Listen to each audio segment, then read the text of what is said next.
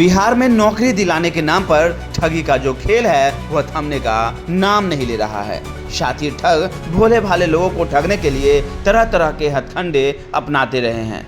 लेकिन अब पातेपुर में भी नौकरी दिलाने के नाम पर ठगी का खेल चल रहा है, जिसका आज भंडाफोड़ हुआ है। इस मामले में पीड़िता ने पातेपुर थाने में आवेदन भी दिया है, जिससे तहलका मच गया है। जी हाँ, ये कहीं और नहीं बल्कि पातेपुर का मामला है, जो सालों से नौकरी के नाम पर ठगी का खेल चल रहा है। ताजा मामला प्रखंड क्षेत्र के बौहारा की है, जहां सैनिक फिजिकल एकेडमी नाम पर कोचिंग संस्थान चलाई जा रही है और गरीब बच्चों से दबाव बनाकर लाखों रुपए की ठगी की जा रही है। इस मामले का खुलासा उसी एकेडमी में ट्रेनिंग करने वाली एक युवती ने की है। उसका कहना है कि उसने अपनी मेहनत से होमगार्ड की बहाली निकाली है, लेकिन संस्था चलाने वाले ने छल से उसके ओरिजिनल दस्तावेज ले लिया और उससे मोटी रकम की मांग करने लगा। सिलेक्शन का टाइम नज़दीक था, इसलिए उसने 20,000 रुपये दे दिया और अब अपना डॉक्यूमेंट मांगने लगी, जिसके बाद उसे 4 लाख रुपए की मांग होने लगी, जिससे तंग आकर महिला ने पातेपुर थाने में आवेदन दिया है। जिसके बाद एकेडमी चलाने वाले कर्नल के पिता को गिरफ्तार कर लिया है। हालांकि एकेडमी चलाने वाला अभी फरार है। अगर आपके साथ भी ऐसा हुआ है तो खुलकर सामने आए और अपनी बात रखे। बिहार की बात आपकी आवाज़ उठाएगी। आप हमें स्क्रीन पर चल रहे नंबर पर कॉल करें। तो ऐसे तमाम खबरों के लिए बने रहे हमारे साथ, बने रहे बिहार की बात के साथ। संवाददाता जलेश कुमार। मामला है, क्या दिक्कत है?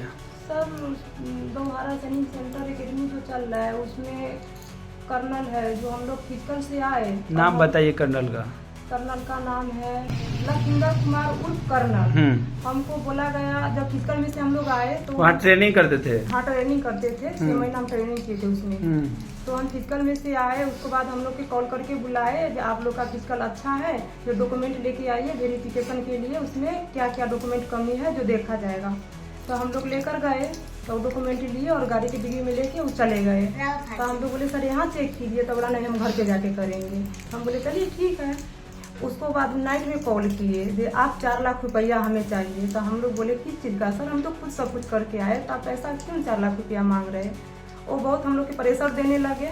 फिर भी हम उसको 15,000 रुपया किसी भी तरह इधर से किसी से लेकर के हम उसको ऑनलाइन पेमेंट किए उसी दिन नाइट में। उसको बाद फिर हमको पड़ताल करने लगे। फिर 35,000 रुपया उसको हम हाथों हाथ दिए। हमको किसी भी तरह मेरा डॉक्यूमेंट दे दीजिए आप। उसने नहीं दिया। उसके बाद हमको बोला 4 लाख रुपया दो तो तुम्हें डॉक्यूमेंट देंगे। तो उसके बाद हम घर में सब फैमिली को बताए, मम्मी पापा सबको बोले कि मेरे साथ ऐसे ऐसे हुआ, तब जाके मामला आगे बढ़ा। क्या मामला है? मामला यही है जो मेरा इंटर और मैट्रिक का डॉक्यूमेंट नहीं दिया जा रहा है। किसके लिए उपयोग करना है? उसको उपयोग कहाँ करना है? बिहार होमगार्ड में हम सिलेक्शन हुआ है, मेरा रिजल्ट आया है और 21 तारीख से मेरी वेरिफिकेशन है। अब मुझे डॉक्यूमेंट नहीं दिया। क्या कहा जा रहा है? बोले 4 लाख रुपया तो डॉक्यूमेंट देंगे। आवेदन दिए? आवेदन हम थाना को भी दिए हैं सर, 1 सप्ताह पहले दे चुके हैं। थाना वाले बोले उसको घर हम फोन करके बोले डॉक्यूमेंट मिल जाएगा। समाज के आदमी भी बैठे, सबसे बातचीत करके भी उसने बोला हम डॉक्यूमेंट वापस कर देंगे। सिर्फ मेरा मैट्रिक का डॉक्यूमेंट दिया, इंटर का नहीं दे रहे हैं। इंटर क्या बोल रहे हैं? बोले आप 4 लाख रुपया दो तो इंटर का मिलेगा। इंटर बेसिस पर ही है? हाँ, ये इंटर पे ही है सब। क्या चाहते हैं? मुझे डॉक्यूमेंट चाहिए सर। किसी भी तो पहले जानकारी नहीं मिला कि फ्रॉड है? नहीं सर, हम लोग को कुछ पता नहीं था। मुझे पता होता तो सर हम उसको डॉक्यूमेंट नहीं देते। मुझे मालूम नहीं था सर। और अभी सिलेक्शन का टाइम नजदीक है, ऐसे में बहुत नुकसान है। बहुत नुकसान है सर, बहुत मेहनत किए थे। 21 तारीख से मेरा सिलेक्शन है। मुझे किसी भी तरह मेरा डॉक्यूमेंट दिलवा दीजिए। 4 लाख नहीं देने को नहीं देगा? नहीं देगा सर। हम कहाँ से देंगे? मेरे पास एक पैसा नहीं है सर। 4 लाख रुपया हम उससे कहाँ से देंगे सर? तो किस आधार पे लिया था पैसा? वो लिया पैसा नहीं था, मुझे डॉक्यूमेंट पहले मांगा था तो देखने के लिए दो। हम देखने के लिए दिए थे, हम पैसा की बातें नहीं किए थे उससे। हम तो सोचे हम तो खुद निकाल कर आए हैं, तो उसको पैसा हम क्यों देंगे? काम उसमें सीखे है तो मेरा डॉक्यूमेंट देखेगा, क्या क्या कमी मुझे तो मालूम था। उसने ले लिया, उसके बाद हमसे पैसा को डिमांड किया। क्या नाम बताए कर्नल का? लखिंदर कुमार उर्फ कर्नल है। अच्छा, कहाँ के रहने वाले हैं? सैदपुरा का है। सैदपुरा कहाँ, कौन जिला? वैशाली जिला में है। वैशाली में ही। जी वैशाली। कब से यहाँ रहते थे बहुहारा में?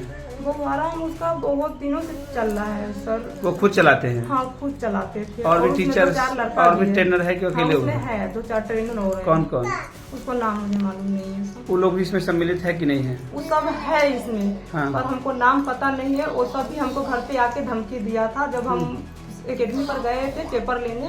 तो वो सब हम कुछ बोल के आए थे मेरा डॉक्यूमेंट दीजिए, तो सब घर पे आके धमकी दिया था। अगला पे कार्रवाई भी होनी चाहिए। हाँ उस पे भी होना चाहिए सब। तो सब मिले जुले है सब। अच्छा ठीक, क्या नाम हुआ? मेरी सुमन कुमारी नाम है। घर? आसमा। ठीक, पति का नाम? परवीर भारती। केस मायके है? हाँ यहाँ मैके में है सब। आप जानकारी मिली है कि एक फर्जीवाड़ा डॉक्यूमेंट मामले में जो फर्जी करने वाले लखेंद्र साहनी है उर्फ कर्नल के नाम से जाने जाते हैं, उनके पिताजी को यहाँ पर डॉक्यूमेंट लेकर आए थे। बिल्कुल डॉक्यूमेंट लेकर के आए थे। उस डॉक्यूमेंट में मार्कशीट जो है जो ओरिजिनल नहीं पाया गया, स्कैनर के माध्यम से।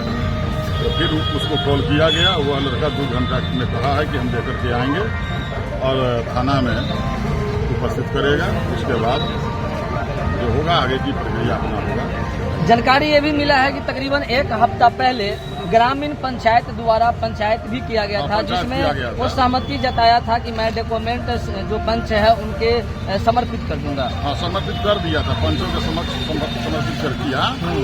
लेकिन वो समर्पित जो किया तो पंच लोग न देख रहा था। पंच लोग ओरिजिनल नहीं समझ पाया।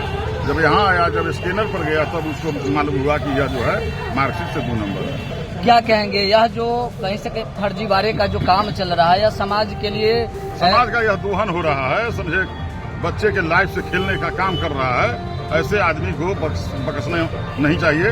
प्रशासन इसका आगे की कार्रवाई उस पर उचित करे। जानकारी मिल रही है कि जो बच्ची के साथ ठगी किया गया था वह तकरीबन 5-6 साल से एक अनाथ के रूप में जी रही थी और यह अवसर जो मिला था उसे जीवन में बहुत बड़ा एक योगदान मिला था। उसको होमगार्ड में हो गया है, समझे। अब उसका वेरिफिकेशन है 26 तारीख को।